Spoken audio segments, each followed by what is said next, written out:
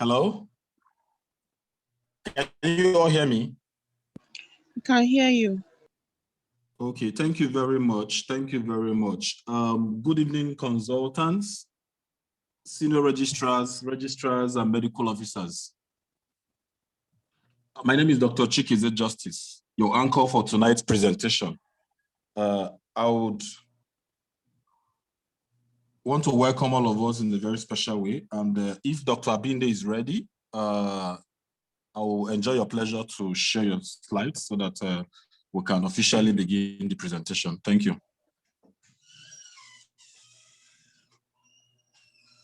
Good evening, consultants, senior registrars.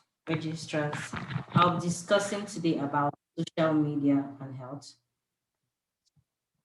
I'm using this following outline: introduction, definition of terms, rise of social media and statistics, types of social media, advantages and health consequences of social media on health, positive impact of social media and on health and role of family physician, my conclusion with some multiple choice questions and references.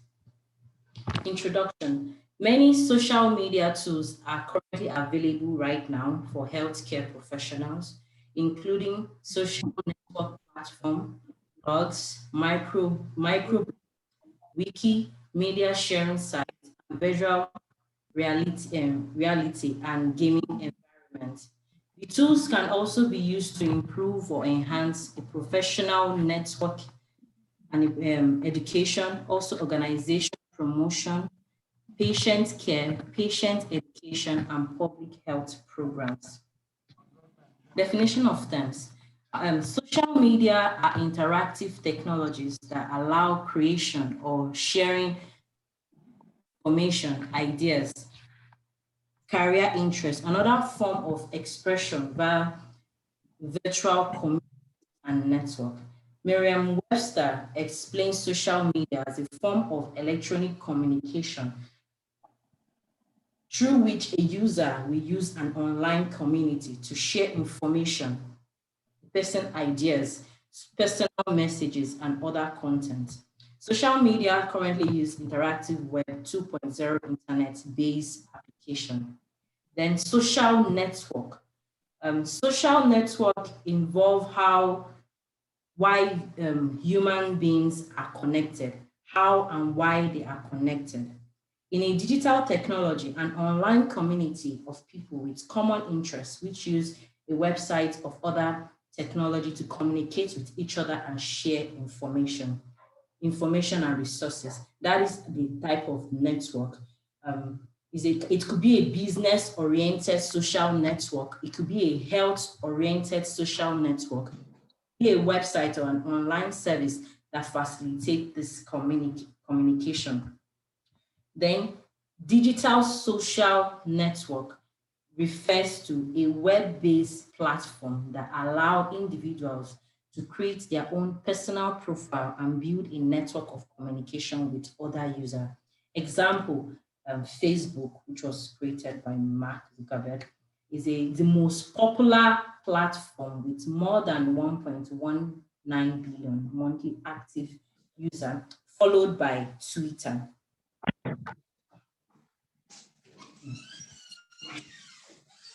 Okay, then health, because we're talking about social media and health. Health, as at of 2020, is anchored in WHO Constitution, which stipulates that the highest achievable standard of health is a basic human right. Health is defined as a state of complete physical, mental, and social well-being, which is marked not only by the absence of this disease or infirmity. Within this definition, health and well-being are being intertwined and founded on an individual's subjective perspective or on his or her physical, psychology, and social well-being. The main aspect of personal health, like I was describing in the previous slide, is if someone is considered as being well, they have to be physically well, emotionally well, socially well, spiritually well, and intellectually well. And it's imperative for none of these areas to be neglected. And usually there are factors that we consider that help us to also maintain this health, having at least physical activities, ensure that you have healthy meals to nourish yourself, also social support, because irregardless of how it is, we actually need connection. We actually need social networking in this era or where we are right now. We need professional network as we as family physician, as a doctor, and also to reduce stressors in our life. Anything that could increase stress is advisable to reduce them. So doing all this will ensure that all these 5 aspects of personal health are well. So rise of social media. In 1994, personal computers were common. Then Google was founded in 1998. Cell phones and mobile communications were proliferated in 2000. Facebook was founded in 2004. YouTube was also founded in 2005. Twitter was founded in 2006. In the beginning of 2000 were when a lot of social media platforms began. And then the most popular social media platform in 2021 in millions, the most popular one right now is Facebook, followed by YouTube, WhatsApp, Messenger, and so on. But the most popular one right now, and everybody is currently on Facebook, even from the elderly, even some children, their parents open Facebook for them. So it's very, very popular. And there are so many types of social medias. I'm very sure that if I open some doctor's phone, they will have most of these social media apps. Some of them, I try to get their symbol here so that we can be familiarized, we can familiarize ourselves with them. And then depending on the interpretation, other popularity of platforms that are sometimes referred to social media service, including YouTube, Quora, Telegram, WhatsApp, Zoom, Snapchat, and so many other types of social media. Then wiki are example of collaborative content creation. Digital social network. Social media sites provide a variety of features that serve different purposes for individual. Example, if it's social network in Facebook, MySpace, Google+, Twitter, those ones are generally used for social networking. Then for professional networking is on LinkedIn. Then for media sharing, it's common on YouTube, people that create content, then Flickr. Then content productions, e.g. blogs and microblogs. Blogs include bloggers, Tumblrs, and microblogs like Twitters. Then knowledge information aggregation is in Wikipedia. Virtual reality and gaming environments is in Second Life. So this is just a breakdown of what social media and how the awareness, or how health awareness it is. Use of social media can be used by individuals. That means your patients can be on social media. Even us as the doctors can be on social media. The caregiver to the patient can also be on social media. The family members can also be on social media. An organization which includes healthcare system can also be on social media. Support group too can also be on social media. And what do? They function to connect, to communicate, and to collaborate. Those are the C's of social media, because there is content, and then there is also connection, there is communication, there's collaboration. So all this ends up as an objective of health awareness to inform, educate, support, share, advocate, and raise funds for the patient. So Social media can also be used for informing the patient about so many things, can also be used to educate. There are so many support groups online right now. Regardless of what you're going through, there are so many support groups. There is a way to share, regardless of where you are. Even if you're in Nigeria, you can share to someone that is in UK or US what you want to let them know. And also advocating is also can also be used by social media. And also raising funds. A lot of people that have like end stage disease, it could be renal disease, it could be cancer, it could be a lot of disease. There are people that raise that you could create a group or post it online, and people could raise fund for your medical bills. So a lot of things can be, you can use social media for. And the outcome of this health awareness is also to prevent, because when if a lot of people know about a particular disease, it can prevent some other patients in having that particular disease. It can also be used to detect and also be used for treatment and care. So social media has a lot of advantages. It can be used as a community for healthcare professionals. Example like LinkedIn or other social media platform. Even on YouTube, like we have Gariki Hospital page on YouTube. It can be a community, like a healthcare community, where we post things online and people get educated or get informed about a particular issue or a particular disease. And nowadays, people check up the rating on a healthcare online before they go to that hospital or that clinic. A lot of people could just Google, okay, how is Gariki Hospital, and see what people have said about them, or how is this hospital. So social media in healthcare, in online now, it can also provide a good platform to even get more patients to come to our hospital or to come to the clinic. By being online, there will be a lot of reviews from other patients. And also it promotes a broad base of professional support. What that means is that a lot of people could support you online. And then there are access to resources, money, jobs, information. A lot of people have gotten jobs through Twitter, through Facebook, through even WhatsApp status. So it's access to resources, to a lot of information. And in case someone wants to review books and journals, social media can be a very good avenue for reviewing books and journal articles. And then there is a greater ownership in the national organization. It also increases interaction with others.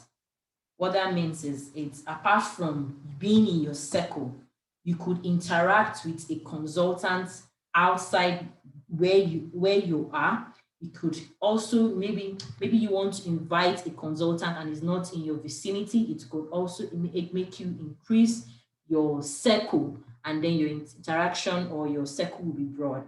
Then there's more available, shared, and tailored information online, increased accessibility, and widening space.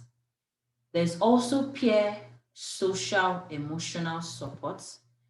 Example, like a patient that just delivered there, and she's a primary gravida, and she's a little bit worried on what she's supposed to do for her baby. There are so many groups for breastfeeding mothers.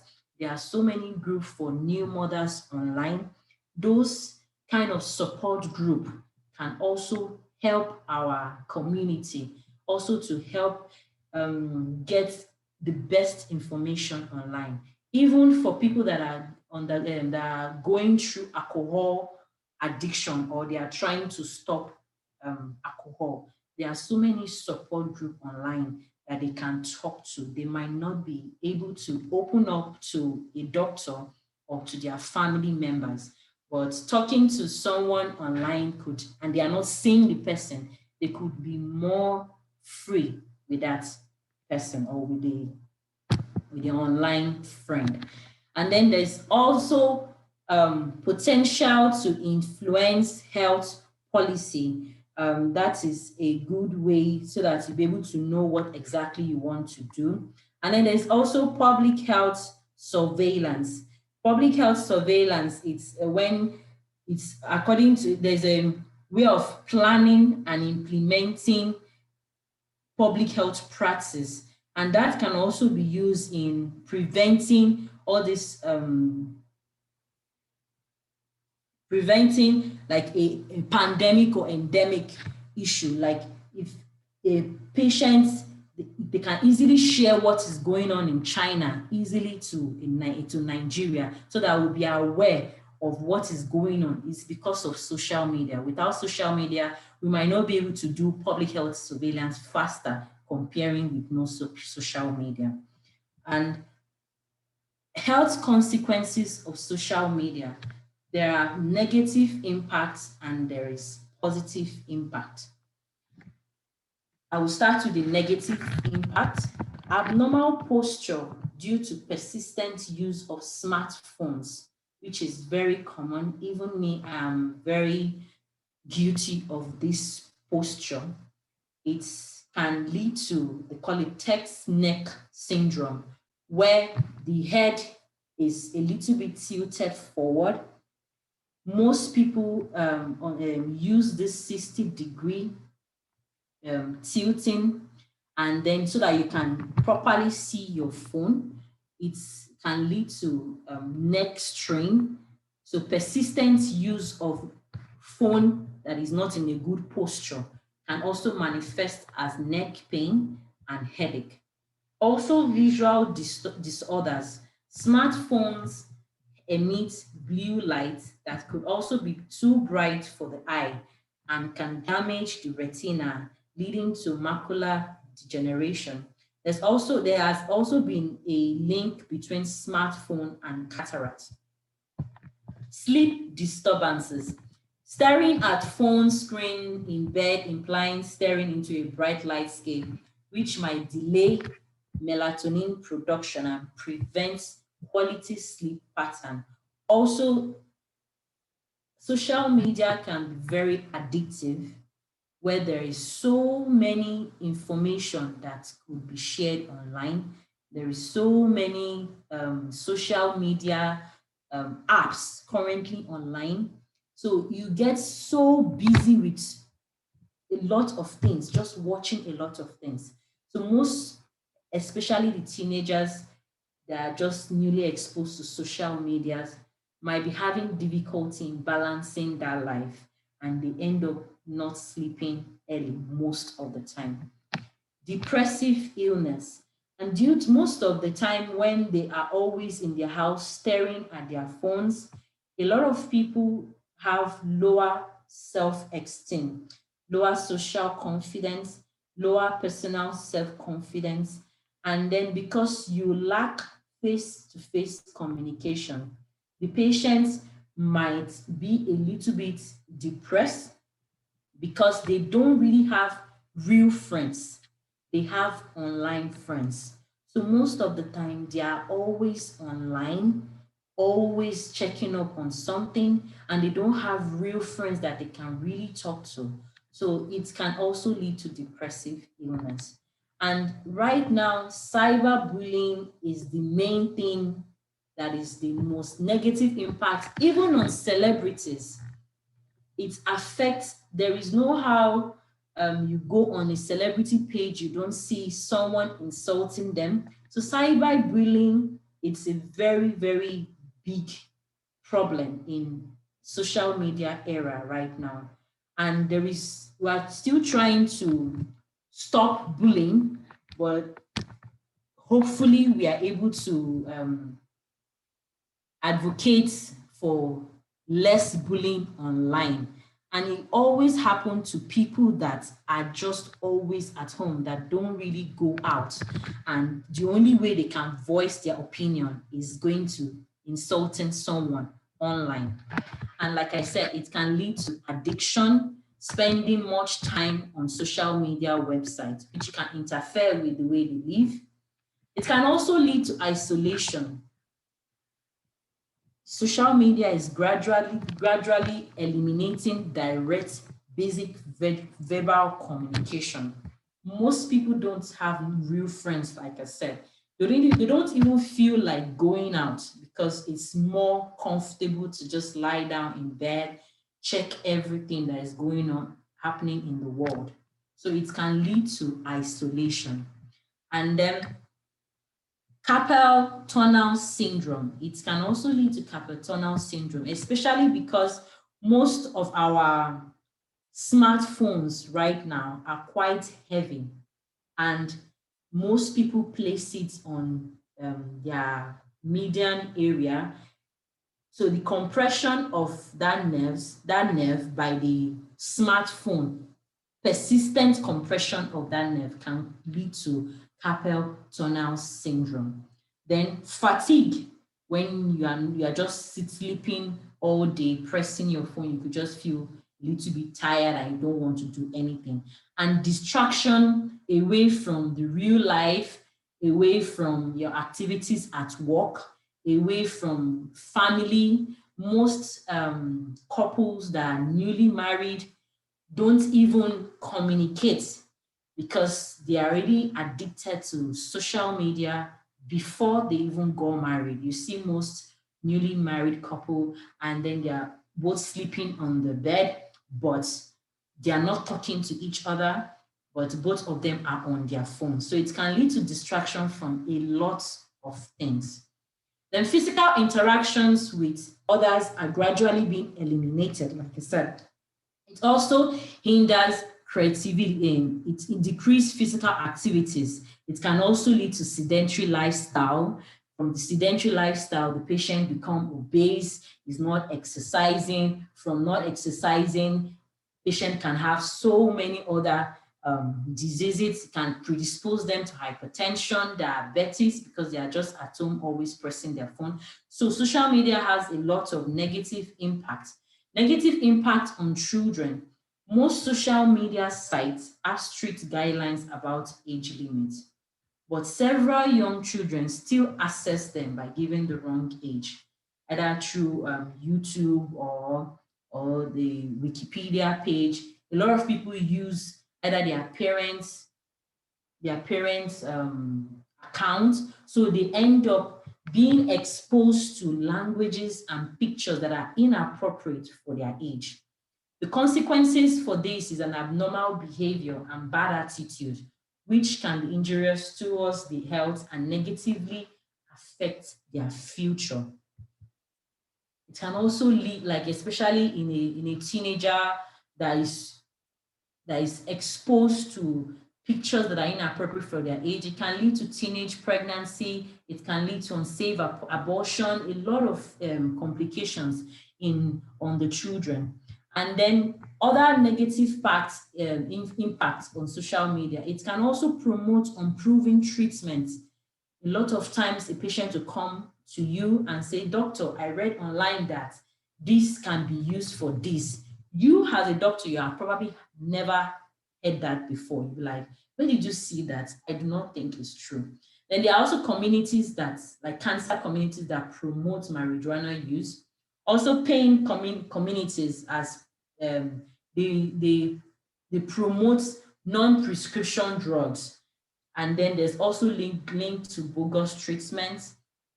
There's also information overload. Patient, especially for a desperate patient, the patient has a lot of sites to read. Some of the informations are not, they are not true or they are not correct, but everything is out there for our patients to see. So it can lead to information overload. Although apart from the negative impact, there is also positive impact on social media on health. A lot of people gain or get happiness from interacting with people that have varying backgrounds, people you don't know, people you have never seen before. because there are some things probably you can't tell to your doctor or you can't tell to your family members, but you might be able to say it to someone you have never met online. So it has some positive impact by making that patient just genuinely happy. And then patient can also interact with higher social level. I could comment on a very popular a Nigerian page on Instagram, and the person could communicate back with me or comment back. And that's how friendship can grow. So a lot of people can even get jobs, like I said initially, from that kind of interaction. Also, a patient that has bothering questions and solution to difficult issues, maybe they're unable to get to their doctor at that particular moment, you can actually get some solutions online. Social media can also be used for health education, health contribution. It can also be used as a research tool to bring the new insights and possibly enhance the understanding of the community to fulfill their health needs. It can be used for health intervention, health promotion. It is used for online health consultation like we have in Gariki Hospital. It can also be used to collect data on patient experiences and opinion, used for professional networking. So there are policy behind social media and an employee. So you do not share any information about the patient online. You do not sell or solicit donation that is not appropriate, or any selling or soliciting donation must be approved in advance. Example, you're trying to donate for a patient in a hospital or in Gariki Hospital. You want to ensure that it has been approved by the hospital management board. It has been approved by the patient,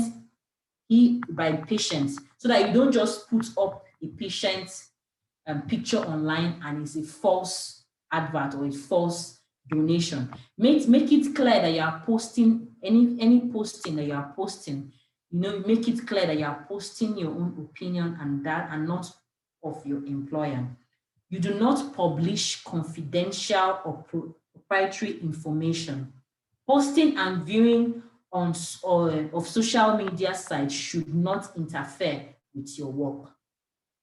Posts to social media sites should not contain any product or service endorsement or any content that might be seen as political lobby, solicitation, or contribution.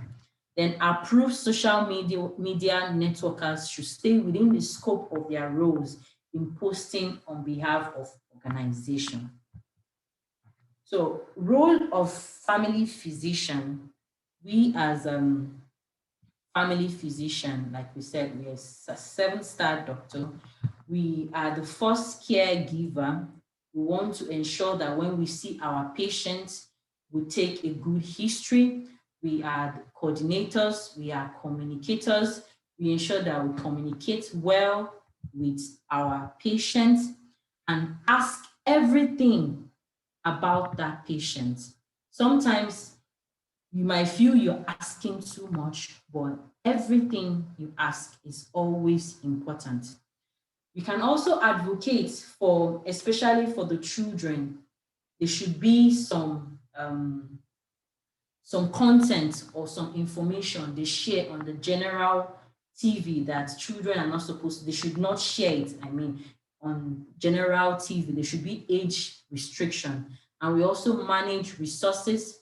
We could help advise this patient, why is it doing this? It should manage resources by buying less data, because actually social media contain a lot of, you have to buy a lot of, you have to involve a lot of money. And the whole implication, it also has so many negative impacts on health. We also have to research, we have to keep researching and being up to date. And we are community leaders. Wherever we are based, we ensure that that community has some restrictions against social media that could have negative impacts, and the positive impact to ensure that we use it to the maximum.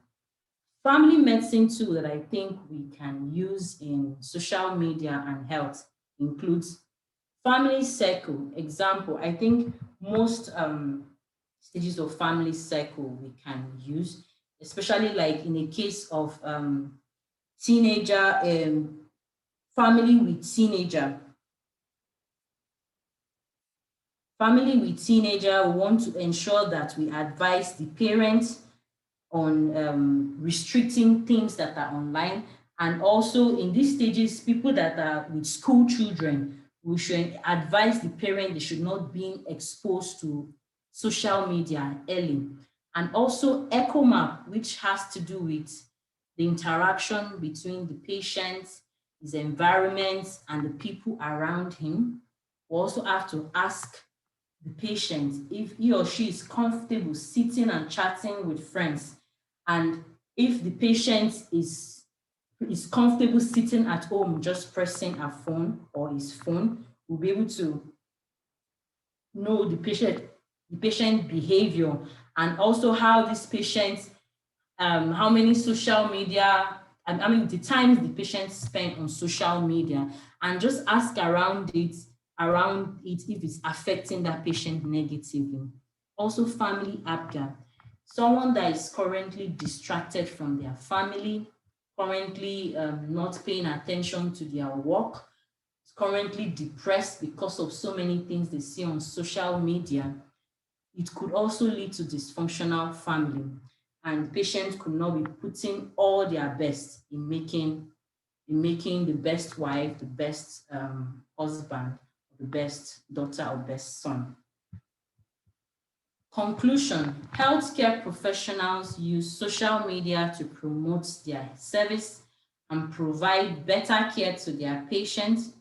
Healthcare professionals can use social media to potentially improve health outcome, develop a professional network, increase personal awareness of news and discoveries, motivate patients, and also provide health information to the community.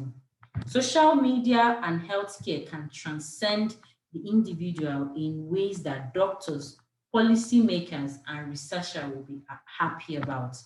This has implications for us, family physicians, because we care for the whole person, not a particular part of that patient. So I will be taking some questions. I have some MCQ here.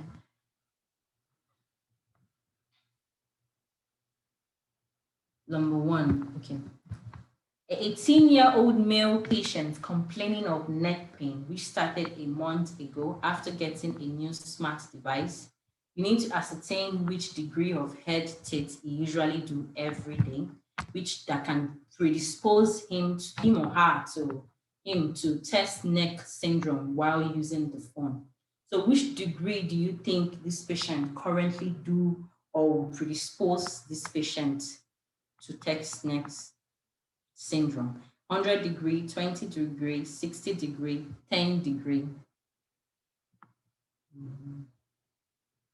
Can anybody hear me? 60 degree. Okay, thank you. Causes of macular degeneration can be from age, sunlight or blue light exposure, smoking, all of the above.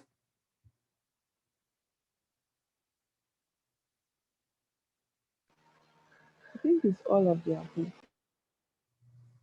Yes, it's all of the above. Thank you, Dr. Sun. Which popular social media has the highest user as of today? YouTube, Facebook, Instagram, and Zoom.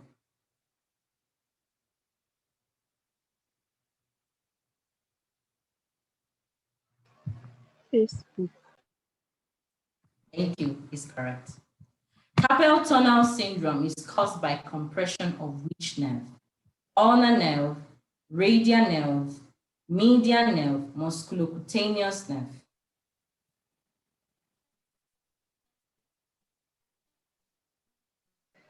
Median nerve. Thank you, Dr. Sun, is correct. Which of the social media is used for professional networking? Facebook, Instagram, LinkedIn, MySpace. LinkedIn. Thank you, sir. It's correct. Negative impact of social media on health include accept depression, cyberbullying, text neck syndrome, professional networking.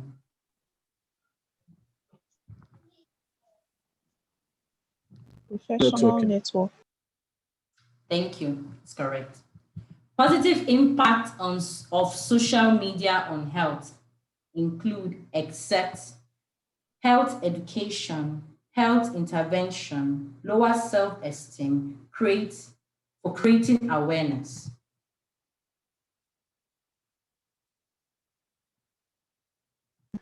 Lower self-esteem. See, Yes, thank you, Chief.